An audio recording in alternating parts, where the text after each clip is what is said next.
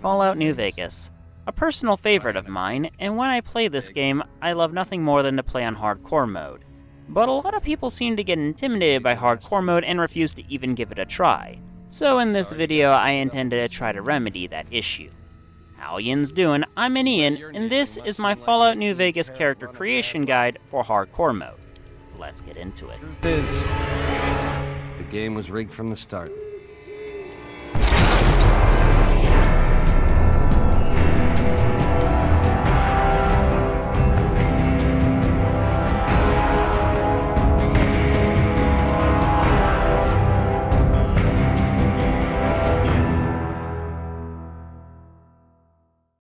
First things first, if we're going to make a character for hardcore mode, we need to make sure we all know what hardcore mode actually does.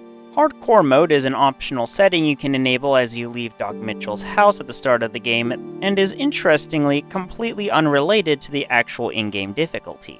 This means while you can play hardcore mode on very hard difficulty, you can also play hardcore mode on easy mode, as much of an oxymoron as that sounds. As for what changes when you enable hardcore mode, let's go over them one by one, shall we? First of all, Stimpaks and Radaway will no longer instantaneously heal you and cure your radiation poisoning respectively. They still do those things, just not instantaneously. This means you will no longer be able to pull up your Pip-Boy to pause the game and heal yourself to full with a bajillion Stimpaks anymore. You gotta duck and cover and wait for your health to regenerate after injecting yourself with a few stims. On the subject of healing being much harder in this mode, Doctor Bags will no longer fully restore your limbs' durability, instead they only heal a portion of the damage you receive to your limbs. Additionally, Stimpaks will not restore limb damage whatsoever, so if you got a broken arm, you're not going to be able to use a Stimpak to fix that. The chem known as Hydra is actually extremely useful at restoring limb durability, since even in hardcore mode, it can give your limbs a complete full restore. The downsides to this are 1. Hydra is very hard to come by in the game, and 2. It's technically a chem, so there's a risk of you becoming addicted and facing a withdrawal penalty after using it. So while I do recommend having some Hydra on your person as you go through the game on hardcore mode, I only recommend using it as a last resort. By which of course I mean when you have broken limbs and can't use fast travel to head back to Doc Mitchell's to patch yourself up. And if you thought you could just take a nap in a bedroll, think again. You're playing hardcore mode now, and when you're playing hardcore mode, bedrolls are meant for you to get rid of sleep deprivation debuffs, not to give yourself a full restore like a Pokemon Center. But more about sleep deprivation in a second. First, I want to cover what is probably the biggest issue many new players face when dealing with hardcore mode. The fact that your ammo actually takes up inventory space now. That's right, when you're playing hardcore mode, your ammo actually has inventory weight, meaning you can't just carry infinite amounts of any kind of ammo you find on the ground. You're gonna have to actually offload it to followers or sell it off to vendors at some point. This means heavy weapons like missile launchers can no longer be relied upon as a consistent source of damage on your typical playthrough.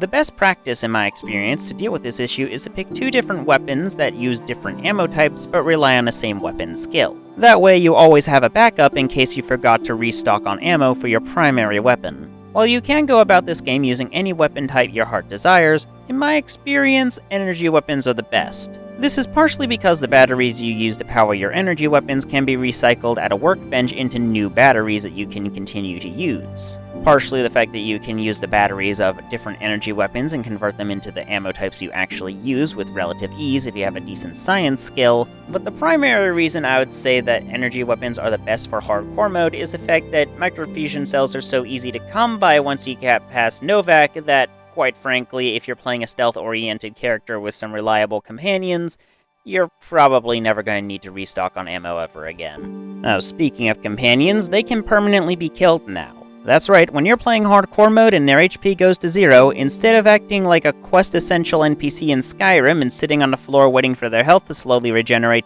they just hit the ground and die. And nothing short of save scumming is going to bring them back. This means in hardcore mode, you can use your companions as pack mules or meat shields, but not both. The last change that will be implemented due to hardcore mode is the fact that much like in real life, you'll have to actually eat, drink, and sleep in-game. And the longer you go without doing these things, the more a meter in your Pip-Boy will go up, and if it gets past certain thresholds, you'll face increasingly worse debuffs and eventually death.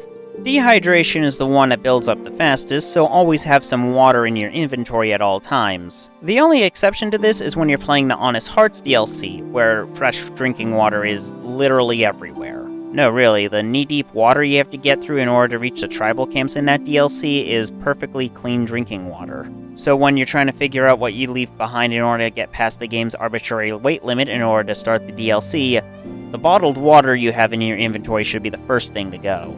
As for keeping yourself fed, while it is possible to use traits like Cannibal in order to fill this meter up, honestly, just keeping some food on hand and using that to heal yourself instead of stim packs will usually suffice, especially if you invest the skill points you are going to put into medicine into survival instead. As for dealing with sleep deprivation, that's honestly pretty easy. Just take a nap in a bedroll and the raider camps you clear out before leaving them. Icons will appear over your health bar if you start facing any kind of debuff due to sleep deprivation, starvation, or dehydration too, so honestly it should be pretty easy to keep on top of these things at any given time. Just don't ignore the physical needs of your character and you'll be fine. Now that we have gone over what hardcore mode actually does, let's move on to character creation.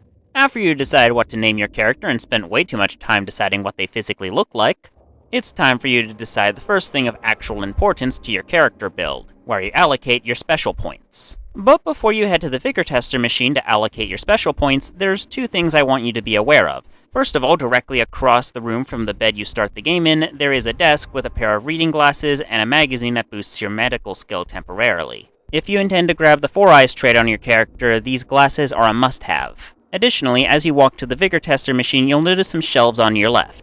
On the bottom of these shelves, in a metal box, will be a laser pistol and some ammo. If you intend to use energy weapons like I recommended, I highly recommend you grab those now. Once you have looted the starting room of the game to your heart's content, head to the Vigor Tester machine and start allocating your special attributes. When you're deciding what special attributes you want to try to max out and which ones you want to dump completely, please keep in mind this one fact. They have a hard cap at 10. This means regardless of whatever you do in the game, no special attribute can ever exceed 10. So if, for instance, you decide to max out your strength stat in character creation at the start of the game, you will not be able to increase your strength through an implant at the Vegas clinic whatsoever, nor can it be enhanced through power armor or drinking beer like it would otherwise be able to. This can sometimes make certain consumable items completely useless in certain scenarios where they would otherwise be quite helpful. For example, if you're using mentats to boost your intelligence to hack computers, they will not be able to do this for you whatsoever if you start the game with a maxed out intelligence stat.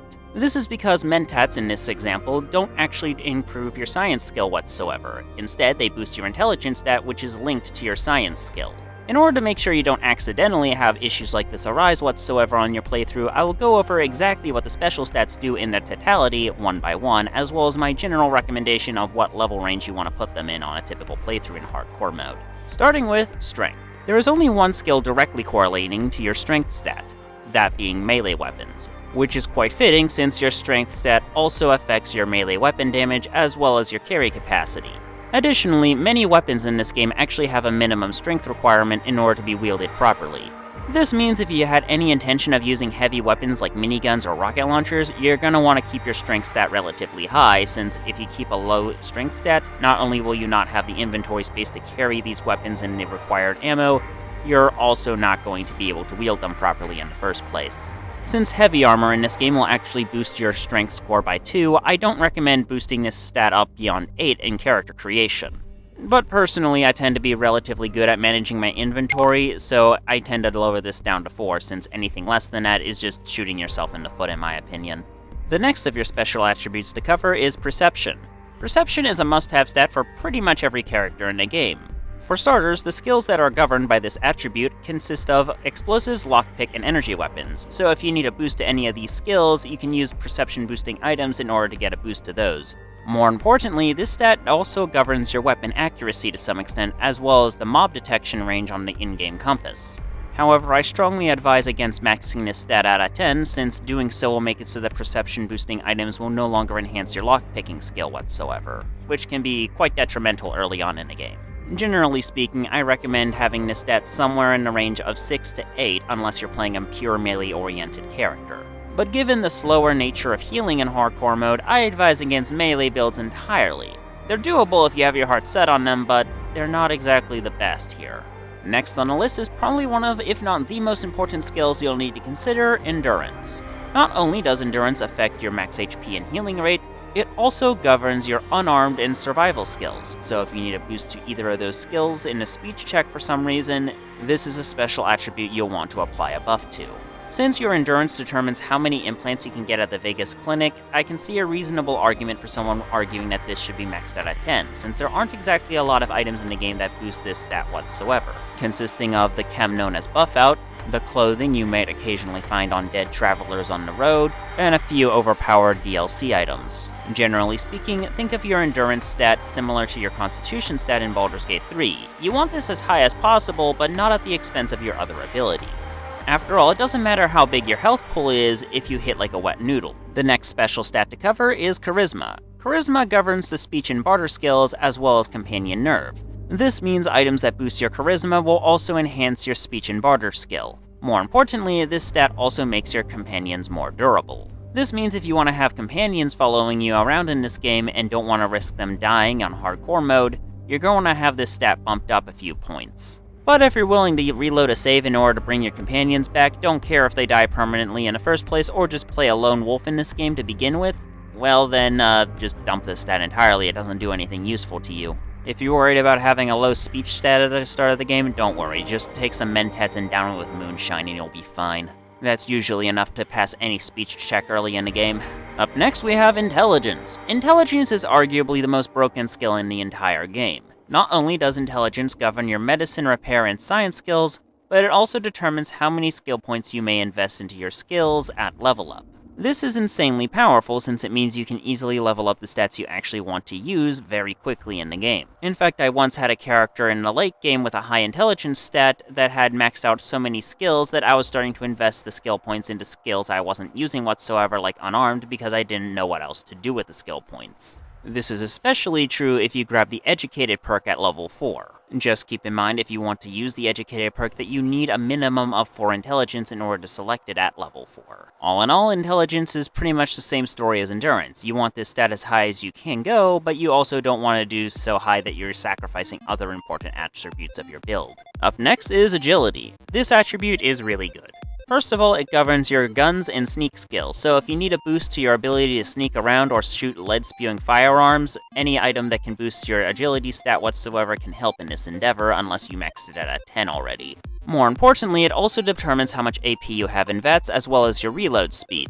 So if you're the kind of person who likes to use VATS a lot in-game or hates reload speeds taking too long, you're going to want to have this stat as high as you can afford. Personally, I like to keep this stat around 6, since I tend to forget about VATS existing, much like the Pit-Boy's built-in flashlight. But I also don't like waiting to reload whatsoever, so I tend to keep this thing bumped up beyond the base 5. But if you don't mind waiting a bit to reload your weapons and don't care about stealth whatsoever, feel free to dump this stat entirely. It also affects your movement speed in-game, but to be perfectly honest with yinz, unless you're doing a side-by-side comparison, you're probably not going to notice this in your typical playthrough. The last, and almost certainly least, of your special attributes is luck. Luck governs absolutely no skills whatsoever in the game. So what does this stat actually do? All it does is affect your odds of winning casino games and your random crit rate. And the random crit rate boost isn't all that much. In fact, your base random crit rate is effectively just a percentage equal to your starting luck stat, not counting items and perks that affect your crit rate, of course. An important thing to note is that explosive weapons such as dynamite, grenade launchers, fat men, and so forth, these weapons are completely incapable of getting random crits whatsoever, so if you intend to play through the game using explosives as your primary form of damage dealing, you're going to want to dump this stat entirely because it will not affect your DPS whatsoever. The majority of people who invest into this stat do so purely so that they can cheat at gambling games in order to get tons of money at the casino. But personally, the only reason I find myself using this stat whatsoever is because when you kill someone with a random crit in this game using an energy weapon, they'll turn into ash or goo depending if you're using a laser or plasma weapon. This invariably means that every build I go for in the game turns into a plasma weapon-wielding crit fishing build unless I take active effort to do otherwise. All in all, if you want to play casino games and have faith in RNGs working in your favor, this is a worthwhile stat to invest in, otherwise dump it entirely. The next part of character creation is the Doctor's personality test. This test decides what the game thinks your default tag skills should be, but the doc don't have anything to compare it to, so you can just respec these tag skills to be whatever the hell you want after you take the test, so most players on repeat runs just mindlessly mash through the first answer without actually listening to any of his questions. If you're curious about the ink blotches, I don't really know the psychology behind them, but all I see when I look at them is a hole in the wall, the inside of a ruined book, and while most people see the last one as two bears high-fiving, all I see is the two guards from the Emperor's New Groove sitting in front of each other holding hands. As for what skills you'll actually want to decide to tag in character creation, survival is amazing in hardcore since it allows you to enhance the benefits of eating food. No joke, going for a lunch break after a fight so that your food will slowly regenerate your health between each battle is actually a pretty effective way to go about this game mode, in all honesty. Personally, I find myself using Sunset Sarsaparilla bottles instead of stim packs while playing hardcore mode. This is for two reasons. One, if you put heavy investment into the survival skill and don't bother putting any skill points into medicine,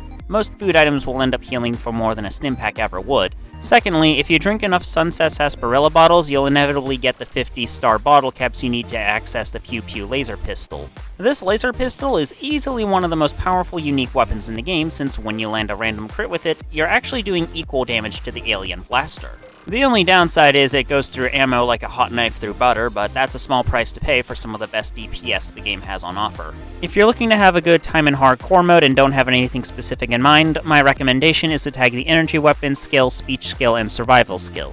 As previously mentioned, I believe energy weapons to be the best weapon type to use in hardcore mode, so tagging this skill early on should not need further explanation. If you intend to use a different weapon type for your playthrough, however, tag that skill instead. Speech is an incredibly powerful skill that allows you to make quests much easier throughout the entire game, so realistically, you should always try to make this stat very high if you can. Personally, I like to always have a few points into speech to ensure that I have this stat maxed out by the time I reach the Battle of Hoover Dam. That way, instead of having to fight the boss, I can just talk him down. This can also be done with a barter skill if you max that out to 100, but I find this to be far less useful since maxing out the barter skill in my experience just means you have a harder time finding NPCs who can afford to buy the random stuff you pick up on your adventure. And of course, we invest a tag skill into survival simply because in hardcore mode we have to eat food no matter whether we like it or not, and the higher our survival skill is, the better the benefits of eating food become. The last piece of your character we'll need to decide before heading out the doctor's door and enabling hardcore mode are your traits. Traits are double-edged sword abilities that you can select for your character during character creation after taking the personality test and deciding your tag skills. You can only have a maximum of 2 of these abilities, and you don't have to take any of them if you don't want to. I'm not going to go over each and every single one of them since I don't want this video to be longer than it needs to be, but I will go over a few standout ones. Built to Destroy increases the critical hit chance of your weapons by 3% at the cost of making it so your weapon's durability degrades faster. If you're playing a crit fishing build, this is a great trait to have. The Four Eyes trait can potentially be a rather good trait to have depending on how you're building your character. What it does is boost your perception whenever you're wearing glasses of any kind. The downside is you face a perception penalty whenever you're not wearing glasses, meaning you're either getting a +2 to your perception or a -1 no matter what you have equipped. If you're okay with never wearing a helmet in order to make sure you have an equip slot ready for your glasses, this is just a great trait to have at all times, ideal for sniper or stealth-oriented builds that don't intend to be taking hits too often. Speaking of traits that are great for snipers and stealth-oriented characters that don't intend to be getting hit too often, Small Frame. Small Frame makes it so that you get a +1 to your agility special attributes, but at the cost of making it so that your limbs have reduced health. If you're playing a character that doesn't intend to be getting hit too often in the first place, this is a hard-to-pass-up trait. The Wild Wasteland trait, in my opinion, is a must-have for any playthrough since it turns on all the funniest Easter eggs, such as the Indiana Jones in a fridge or the UFO landing. The Skilled trait gives you a boost to all of your skills at the start of the game. The downside is that you face a permanent 10% XP penalty for the rest of your playthrough. If you don't mind leveling up a bit slower, this is a great trait to consider. Don't worry, you'll still be able to reach the level cap the same as anyone else, it's just going to take you a little longer. The last trait that I think is worthy of mention here in this video is the Good Nature trait. This trait gives you a +5 to your barter, medicine, repair, science, and speech skills. The downside is that all of your weapon skills get a -5 as well. This trait is underrated in my opinion because you're effectively getting a +5 to 5 skills that you're definitely going to use at some point on your playthrough for a -5 to 5 skills, only one of which you are ever going to actually use on a typical playthrough. There's no right or wrong answers here on what traits you want to pick. After all, you can always try out the traits you didn't pick on your next playthrough. Oh, and one last piece of advice for any of yinz who pick the energy weapon skill as your primary form of doing damage. You're going to want to check out the cave east of Goodsprings called Goodsprings Cave. This is a cave full of coyotes and corpses, and one of these corpses is guaranteed to be one of Jason Bright's followers.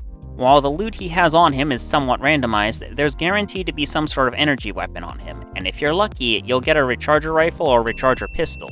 The recharger weapons in this game, as the name implies, don't need ammo, they simply need time to recharge. The downside is they have some of the worst damage output of any energy weapon in the game. Still, they can be quite useful at conserving your ammo, as you can use it to kill weak enemies like the bloatflies in the graveyard or the mantids in the schoolhouse at Goodsprings, instead of needing to use the energy cells that your laser pistol runs off of. But regardless of what you opt for in the end, I hope you all now consider playing this amazing game on hardcore mode, since it makes many places that you would normally overlook, like pointless farms, into useful rest stops for you to explore the world with. But if not, at least now you know a little bit more about Fallout New Vegas. But that's gonna be all for now. Thank yinz all for watching. I've been Ian, you have been you, and this has been my character creation guide for Fallout New Vegas hardcore mode. Farewell.